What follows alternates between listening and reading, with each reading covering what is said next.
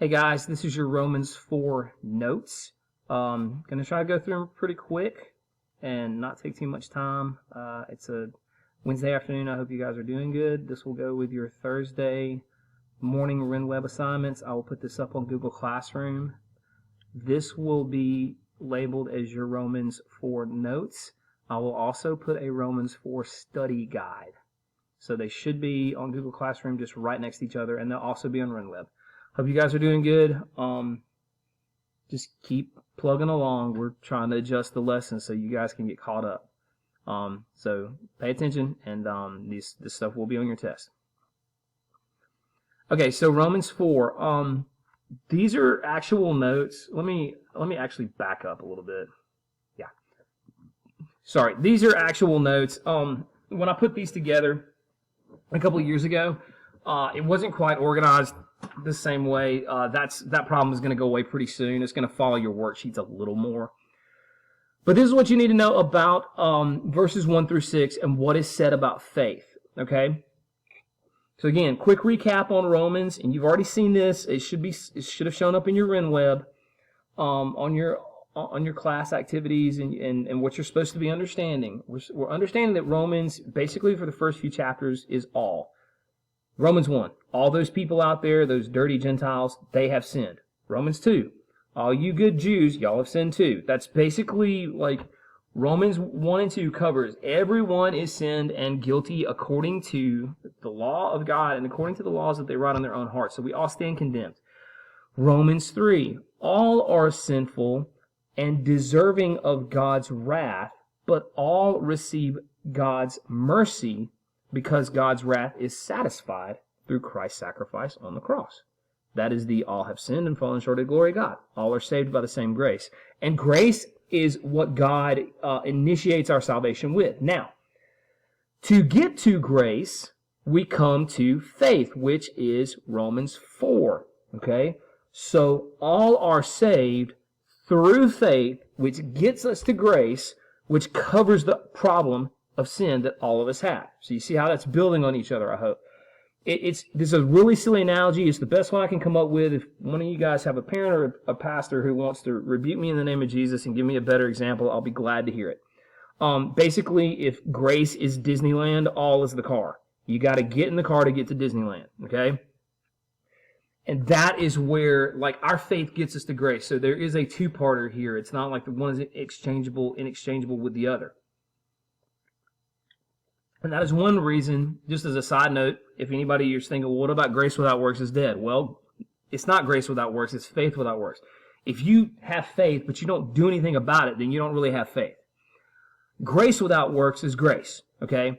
So this is a big argument that Paul's going to get into over really Romans 4, explaining to his Jewish audience why faith is necessary and why it is necessary that we receive grace, okay? So again, grace that is God's provision for our salvation. That's like the destination. That's Disney World, Disneyland. Faith is the car that we get into to get us there. So faith is basically, it is what we ride to get to grace. I hope that makes sense. Again, if one of your parents has a better illustration, email me. So here we go. Faith was credited to Abraham as righteousness. Okay? Credited means that God looked at Abraham and said, okay, since you believe in me, I'm going to treat you like you've done me some good. All right? That's literally what it means. One who believes in God but does not have works has that faith in God counted as righteousness. Now that's still, again, that kind of, what about faith without works is dead? Well, we'll kind of talk about that in a minute. When God counts we'll talk about it now. When God counts our faith as righteousness, He makes us holy and therefore we do good works. But initially, when we come to God, we come to Him broken and like wicked. And so we don't have any works to offer Him. All we have is our faith. Okay? So with believing in Him, even though we don't have good works to offer Him, that faith is counted as our righteousness, and that gets us to His grace. I hope that makes sense. All right, and even in Romans 4 quotes Psalm 32, and David, King David, Old Testament king, speaks of one who is counted righteous apart from works, okay? So this is not a new concept, and this is going to be one of the major arguments that Paul is leveling at his Jewish audience. And when I say argument, it just means an opinion backed by evidence that goes against other popular opinions. Because what would the Jews believe? The Jews would believe that that being descendants of Abraham made them righteous, and then they had to obey God to stay in good graces with Him. So it was a works-based salvation. Okay, does that make sense?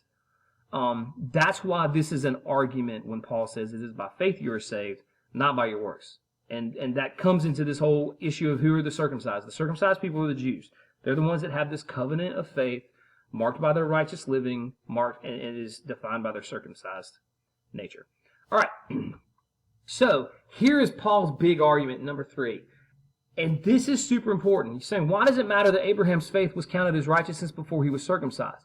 Because it means that God is the God of all people, Jews and Gentiles alike. Think about it. Abraham was not a Jew when God called him. There were no Jews when God called Abraham. So the Jews that are saying, well, Abraham's our father, Paul's argument to them was this. Well, what was he before he was a Jew? He was really a pagan. We believe that his dad or his grandfather was an idol worshiper. Now, Abraham, by faith, heard God's voice, and by faith obeyed God's voice, but that faith was what God counted him as righteous. Okay, God called him as a result of his faith, and it was before the covenant of circumcision.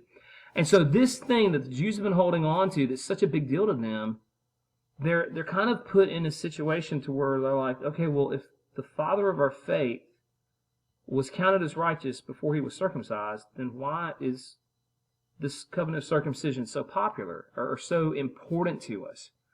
And Paul was contending, look, it's an issue of faith. It's not an issue of what you have done or what you have had done to you. Okay? And this is significant because it shows that God is the God of all people, Jews and Gentiles alike, which is good news for you and me because we ain't Jews. Okay? And it's so that Jews would understand that faith saves and not their heritage and law. Faith was actually the foundation of their heritage. And that could have been a big division in the early church. And we see it a couple places in the book of Acts. It kind of was.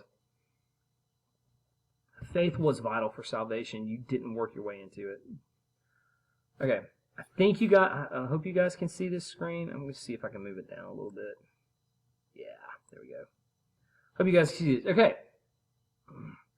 So Paul just keeps building on his premise that faith is the saving agent and what is important here. So the promise to Abraham that his offspring would become heir of the world. And he's talking about Christ right here. His offspring being the heir of the world, meaning that Jesus would be the ruler of the world. It would the heir of the world. All the world would be Jesus' inheritance.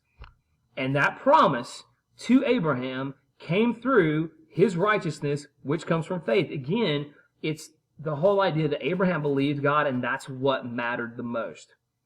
Okay, and so why does this promise depend on faith? Well, Paul says the promise depends on faith, so it will rest on God's grace and be guaranteed to everyone who believes. This is Abraham's offspring, plural. Okay, so what does it mean to rest on grace? It means to trust in God, don't work to be saved. Again, terrible analogy, but I think this will actually clarify things. If your mom or dad promises you, hey, when I pick you up in the car line at 3:30 this afternoon, I'm going to bring you, of course, the Lord's Chicken, Chick-fil-A.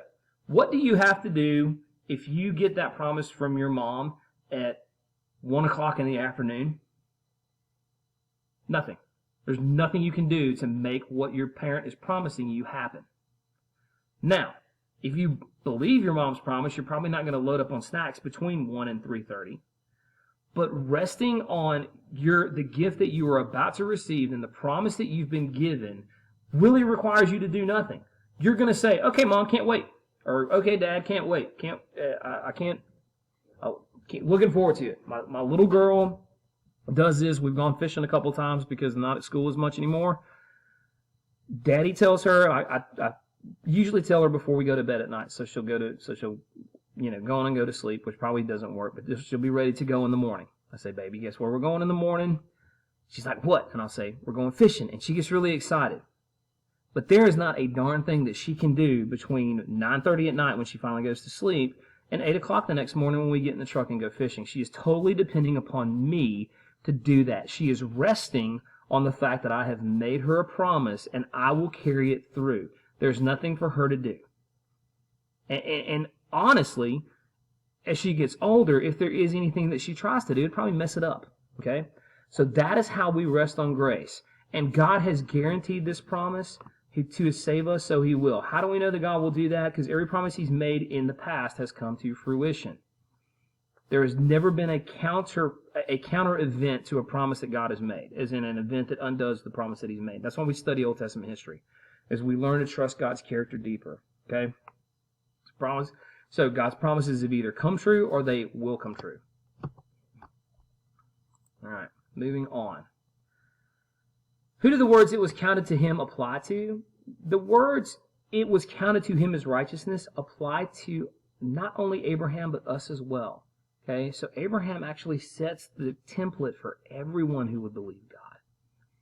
And finally, what does it mean for us if Abraham, before he was circumcised, was made right by faith, and all are made by faith? And that's the whole argument, the faith argument that Paul wants to pass on from Romans 4. It's not just the Jews.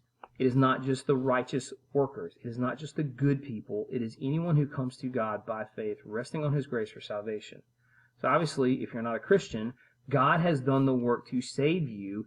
Believe that that work has been done and rest in his grace. The fancy thing, the simplest way I can ask you, sixth graders, well, how do I know if I believe or not? You tell me. Has Jesus died on the cross, resurrected bodily for the forgiveness of your sins? If the answer to that question is yes, then you believe.